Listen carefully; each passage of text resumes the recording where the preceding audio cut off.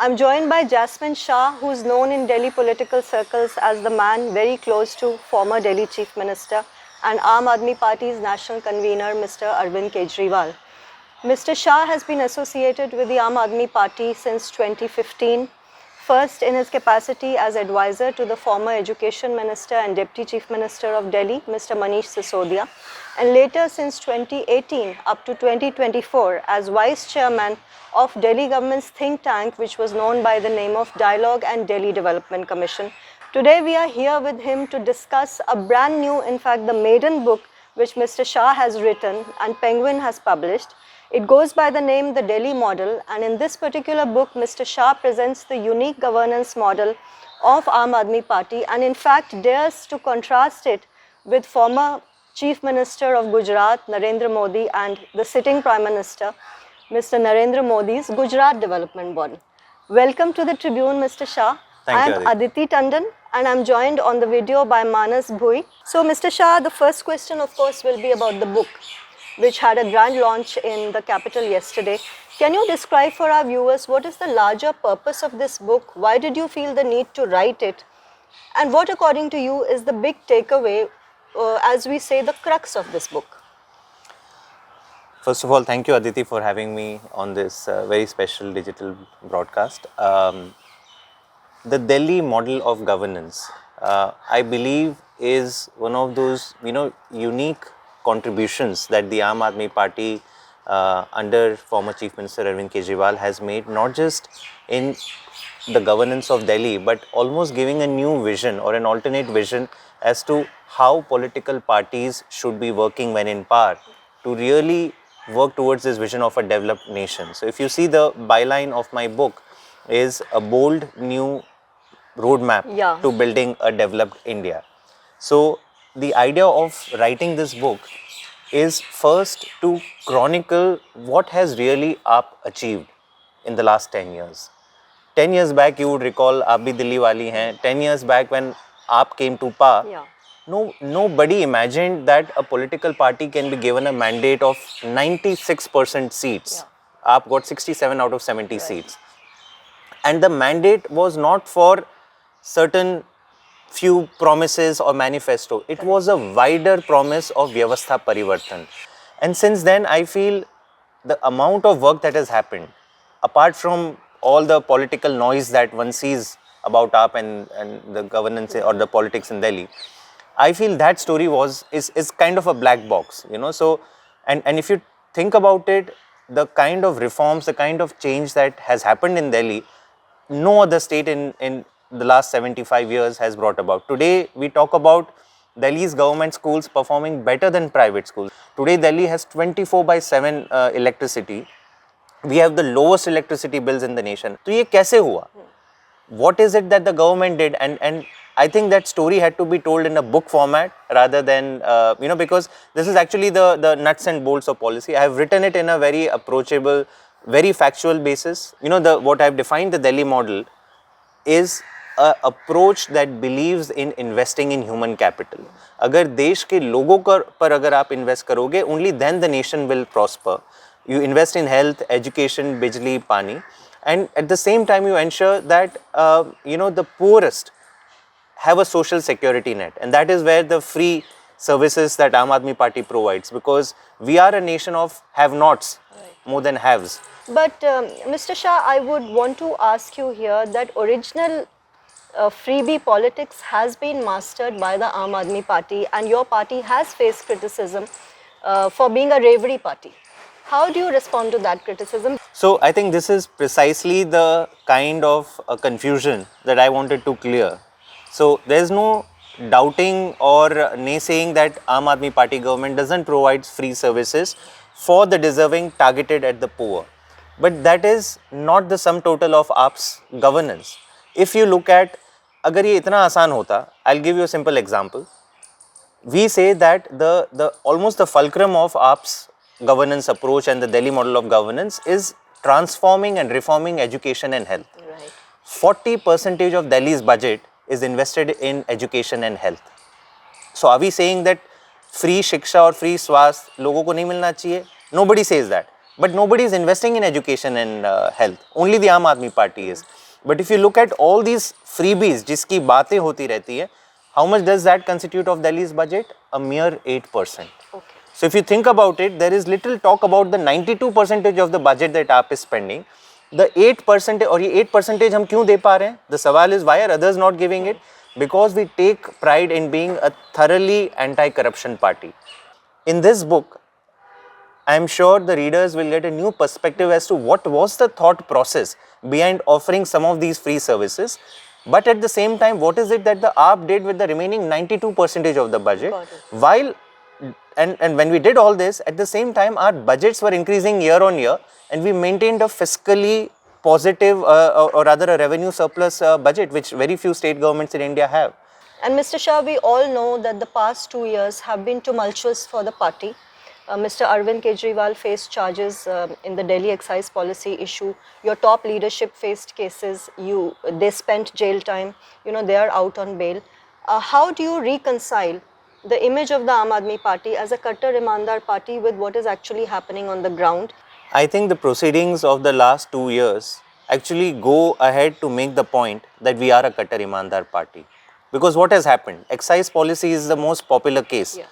And I make the case in this book that more than 200 cases have been filed by the Modi government. I'm not talking about some independent agency outside of the center. Only and only the BJP government at the center under Prime Minister Modi has gone ahead, and it's different agencies, be it Delhi Police, be it CBI, be it ED, has filed more than 200 cases against all AAP leaders. There are more than, do you know how many cases have been filed against Mr. Kejriwal? 52 cases, civil and criminal, in different courts of the country. How many convictions have been obtained in any of these cases? Not a single. So yes, it is the job of the BJP government to malign. It is their job to file cases. But have these cases been proven in the courts? Not a single case has been proven. In every case, the bail has been given. And why is bail and why have not we, why have not been the cases closed? Because these cases have not even gone to trial. The government, the center is not willing to take it to trial. The entire idea was to character assassinate Mr. Kejriwal and the AAP government. If there was even 100 rupees of crime we had done, these guys would have caught it and we would have been jail. Bail nahi milti. But eventually ये सारी चीजें हो गई. So I think now people can judge what really was going on. Right. Can you explain for our viewers, why is there this constant conflict between the government of Delhi and the LG of Delhi? See, there is a conflict because there is a government that is popularly elected by the people of Delhi. I think if the people of Delhi say in one voice that 67 out of 70 seats, 62 out of 70 seats, these are mandates that are unprecedented in Indian history. Even the last election in 2020, very few governments have got 90% of seats in the assembly. It means that they have decided that they want Mr. Kejriwal to run the city of Delhi, to run the national capital. And we have seen this tendency in BJP time and again, that even after the elections are over, they are unwilling to let opposition-led governments rule. For them, politics is a zero-sum fight. अगर हम नहीं राज करेंगे तो कोई राज नहीं करेगा. And this is not just about Delhi. If you look at West Bengal, the governor constantly interferes in the job of the elected government. Kerala, Tamil Nadu, many such states. In Delhi, I think I have no hesitation to say that BJP, and I don't understand it because we are such a small party. हम सोपारी जैसी party हैं, as we said sometime. BJP is such a big force. They're governing in 20 states. We have one government in Punjab, one half government in Delhi. But somehow they treat us as their enemy number one. And yes, Delhi is not a full state, which means that, Delhi government can do a lot of job, but center can very effectively stop these because LG has a veto power in Delhi, and despite Supreme Court time and again coming down and saying no, it's the elected government that should take these decisions, those decisions of the Supreme Court have been continuously overturned. And I talk about it in this book that in 2018 there was a historic verdict by a 5-judge bench. Justice Chandrachud was one of them, and it said that every decision that is, as part of the Constitution has given certain subjects to the Delhi government. As far as that is concerned, CM's word is the final word. Immediately after that, a law was passed by the parliament, by the Modi government to say that no, LG will again, the file should go to LG. Similarly, just last year, under Justice Chandrachud as headed Constitution Bench, decided that the transfer and posting, the bureaucracy of Delhi government should be reporting into the CM, which is what makes sense, rather than a Lieutenant Governor who's a representative of the centre. But again, Modi government within weeks of that went ahead, passed another act. So this constant interfering is not about AAP versus BJP. You are killing democracy. So, I want to bring you on to the basic burning issues of Delhi, of people living in Delhi. We are tired of air pollution in Delhi. We are tired of seeing Delhi, the national capital of India, repeatedly make global headlines as the most polluted capital in the world. What are you doing about it? I'm glad you asked this question because I have devoted an entire chapter to air pollution. And I think 2-3 things need to be understood upfront, because when we talk about pollution in Delhi, the first thing to know is that this is not a Delhi pollution alone. Air pollution doesn't know any boundaries, right? Air travels across. 44 out of the most polluted, or 44 out of the 50 most polluted cities in the world are in India. Majority of these are in North India and especially Delhi NCR. And what is Delhi NCR? Delhi NCR is this 55,000 square kilometers region in and around Delhi, which has 4 states, Delhi, UP, Haryana and Rajasthan. How much area does Delhi occupy? Just 3% of this, which is 1500 square kilometers. So this problem of pollution needs to be tackled at a regional level. I mean, this is basic science. What has happened in India? The central government, have you ever heard Prime Minister Modi talk about air pollution anytime? For the last 10 years, the Prime Minister of India has decided that I will not talk about air pollution. It affects people of 4 states, this Delhi NCR region, but we will try and demonize the Chief Minister of a state that is 3% of that area, of the affected area. Delhi in the last 10 years has taken 5 or 6 major steps that no other city or state in India has, and I'll tell you very quickly. But the net impact of that, even though I think in the worst periods of the year we all feel very cynical and there is despair, but if you look at the average PM 2.5 levels in the last 10 years, the average PM 2.5 levels in Delhi have reduced by 45%. This is data of CPCB, the Central Pollution Control Board. And why has that happened? Because of some of these steps. Number one, Delhi today is the only state that has shut down all its thermal power plants. And I'm telling you all these things that have happened in the last 10 years. इससे पहले दिल्ली के भी 2-3 thermal power plants and they were polluting. We have shut them down. In surrounding parts across Delhi, there are 11 thermal power plants, highly polluting plants that continue to operate. Second, Delhi has shut down all its industries on that use polluting fuels like coal and stuff. We have moved all our industries to pipe natural gas, which is a clean fuel. Outside Delhi, you see many industries on polluting fuels, no action being taken by UP, Haryana, Sonipat, all of these areas. You'll also find a lot of these eent ke bhatte, brick kilns, more than 3,000 of them continue to operate, no pollution measures being done. Delhi provides 24/7 electricity. You would hardly see a diesel generator being run in Delhi. There are entire societies in Gurgaon and Noida and Faridabad that run only on diesel generators. वहाँ पे बिजली नहीं है 24 घंटे. Delhi today has the highest fleet of public buses in the country. Delhi today has 2,000 electric buses, which is not just the highest in India, it's the 3rd highest in the world. If you go outside Delhi and you ask how many electric buses have states outside Delhi adopted, say in Delhi NCR, not one. Right. So you're talking of a joint action plan with Delhi and the surrounding states. I just have a quick question. Stubble burning remains a huge challenge. Control of stubble burning, and of course all states around Delhi are trying to do it, but the Supreme Court is constantly castigating these states for not doing enough, because it's not easy to deal with farmers. You know, you have to create awareness around stubble burning. Aam Aadmi Party is ruling in Punjab, and Punjab is one of the source states of stubble burning.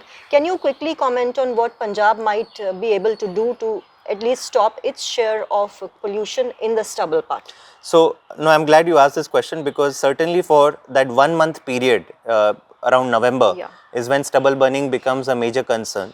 Now, stubble burning comes largely from Punjab, Haryana and Western UP. Until 2022, and I have data on, I have one small section on stubble burning in this book.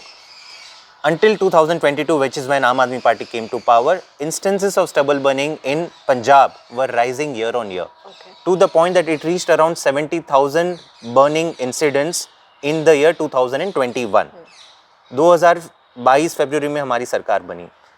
In the last 2 years, इस साल का data अभी भी compile हो रहा है. In 2 years alone, आम आदमी party government has managed to reduce stubble burning incidents by half. So 2023 के साल में करीबन 35,000, 35,000 instances. It's a huge reduction. Now, yes, it should go further down, and I'll tell you where the problem is. The large farmers who can afford machinery and all, that lot of subsidized machinery has been given, lot of awareness, lot of work has happened. That is the reason इतना कम हुआ है. But the farmers who are still burning it are the small and the marginal farmers. For them to hire labor to get rid of crop stubble or to hire a happy seeder, super seeder machine to get rid of them in a good manner, that costs some money. Right. And they are saying कि आप हमें थोड़ा incentive दे दो per acre. They are asking nothing, some 2,000 rupees. And but for one state, because stubble burning is a national issue, it is not just the issue of Punjab. So the Punjab government wrote to center and said that you share some financial burden, we will share it, and let's give at least the small and marginal farmers some money. I think the total budget worked out to some 2,000 crores, and Punjab said हम इसका आधा कर लेंगे. For the last 2 years, the center has been rejecting this proposal. Mr. Shah, having worked closely with Mr. Kejriwal for so many years now, what do you think is this one top quality you've seen in him, and this one top maybe challenge or weakness, as we put it? Top quality, I think I've seen him both as a politician, but I have worked more closely with him as a chief minister, because as the head of the Dialogue and Development Commission, the policy think tank of Delhi government, I was reporting to him. He was the chairperson of the body. And I feel that beyond just being a brilliant politician and a strategist, he has tremendous administrative acumen. I think part of the reason why many of the reforms in the Delhi model were not just ideas, but they are reality today, is because, you know, he comes from a very unique background. Everybody knows he is an engineer from IIT Kharagpur, but he has also been a civil servant. He's worked as an IRS officer. Correct. He understands what is governance. Normally होता क्या है कि politicians को उलझाने के लिए file खेलते हैं अफसर. You know, I'm sure you understand. So file को ऐसे घुमा दो, फाइल में ये लिख दो, कुछ random objection लिख दो, and politicians are not very, you know, कि कैसे उलझें इसको, how do you solve it? But no, you cannot trick Mr. Kejriwal. Right. So there are times when, you know, when Mr. Kejriwal came and said, I remember, बिजली free कर देंगे. Bureaucrats, ये तो हो ही नहीं सकता. The state is doing, how can you do this? Then, and I state many examples. I state the example that, you know, when we wanted to make mohalla clinics completely free, we said कि no income. ऐसा नहीं कि कोई ration card आएगा तभी उसको free दवाइयाँ मिलेगी. You leave it to the bureaucrats. They wanted to create a complex system that नहीं, for those who don't have a ration card, they should pay certain X amount. Mr. Kejriwal said no. As far as challenge, I feel, and I find it difficult how he spends his 24 hours. I just believe that humanly it's a lot of stress. And I think sometimes it takes a toll on his health. But I find it pretty much inconceivable. How does he really manage to bring all these things together? And I just wish well that, you know, it doesn't take a toll on his health. Right.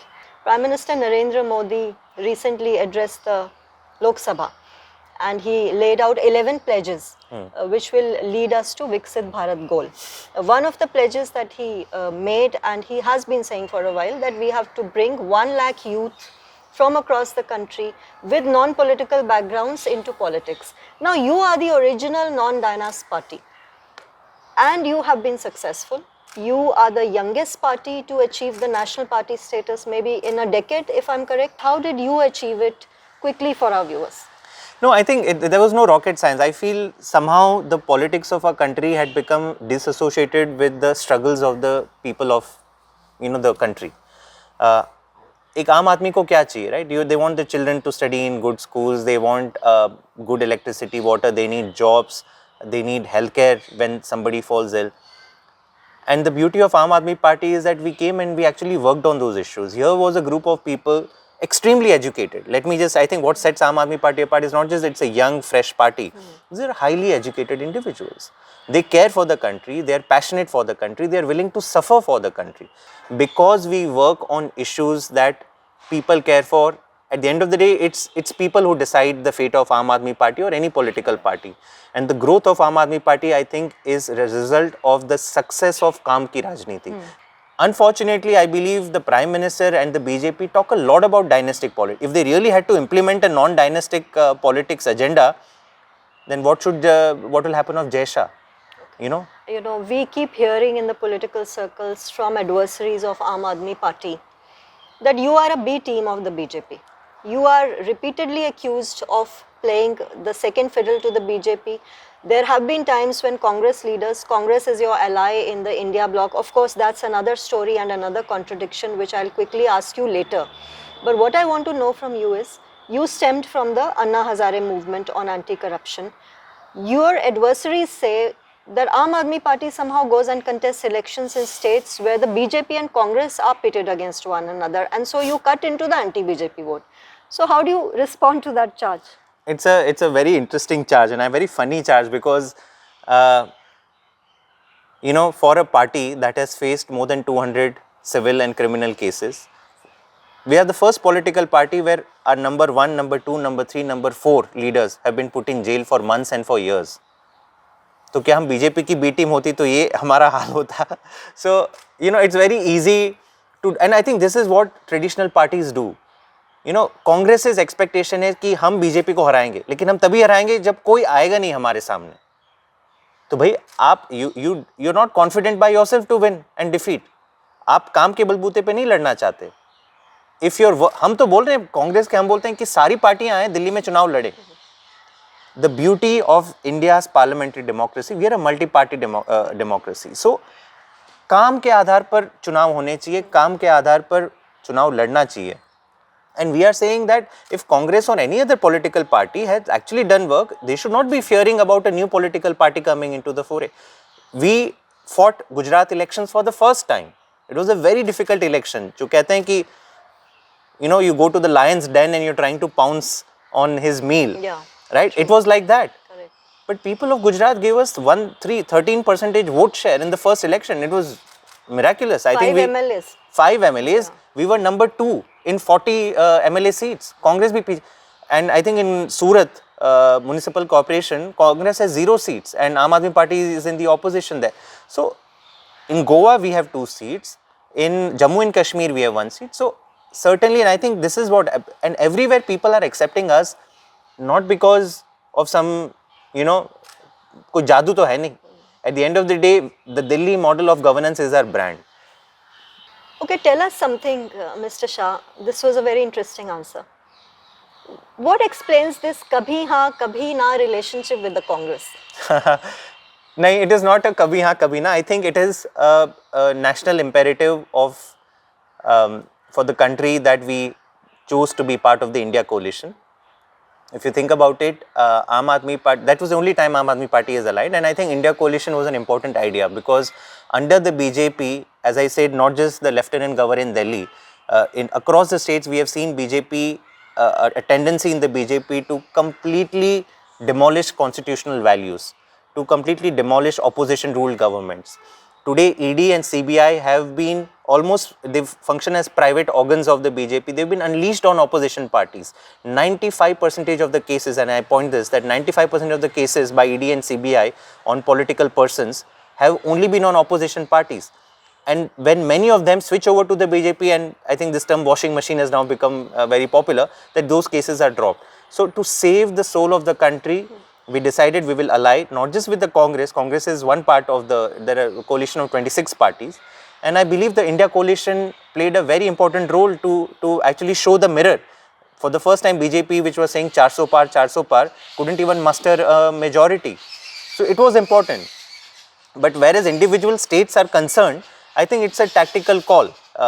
You know, we have allied with Congress there, probably in other states if it makes sense we will. In a place like Delhi where Aam Aadmi Party is very comfortably placed, we don't need any ally, and therefore we have said we will not be allying. Okay. So is the Aam Aadmi Party going to win the next election, because BJP says it is going to come like a you know, whiff of fresh air this time after 3 terms of Aam Aadmi Party? 2 terms, I would say. 2 terms. The previous one before that was 49 yeah. days. I think only the BJP leaders can call BJP as a whiff of fresh air, because it's not that BJP is not in Delhi. And I think people, your viewers and the people of Delhi realize that as the central government, the entire law and order of Delhi is in the hands of Amit Shah.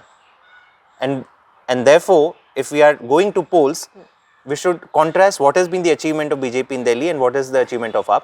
Similarly, MCD, and I think you know what was the Qutub Minars of Delhi were not, one was the Qutub Minar, but the Ghazipur landfill, the big tall landfills of Delhi under BJP, they were only rising.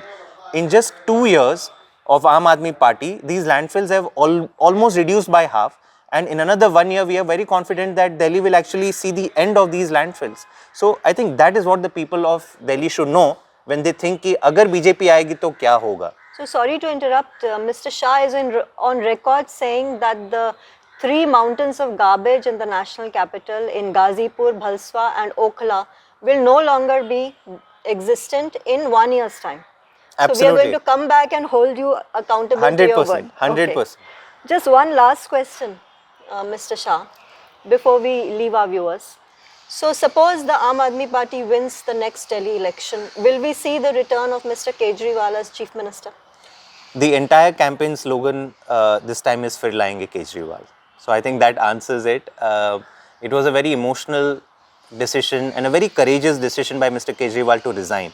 I don't think any sitting Chief Minister would have that much of a courage to say that, fine, the Supreme Court has given me bail. That is all that Supreme Court could have done at this stage. But as a person who prides himself as an anti-corruption crusader, I cannot live with this mark on myself. And until the people of Delhi tell me that, no, Mr. Kejriwal, we want you to be our Chief Minister, I will not sit in this chair. So now I think it's for the people of Delhi to decide. Right. So viewers, thanking Mr. Jasmine Shah for his time, and he has given a couple of news points to us. The major news point being if Aam Aadmi Party returns to power in Delhi, of course Mr. Kejriwal will be the Chief Minister of Delhi, and Atishi is filling in for him because it was a tough decision for the party to take during this transition period, and he said there will be no more garbage mountains in the national capital in another next year. So till we meet Mr. Shah again, thank you for your time. Thank you, Mr. Shah. Thank you.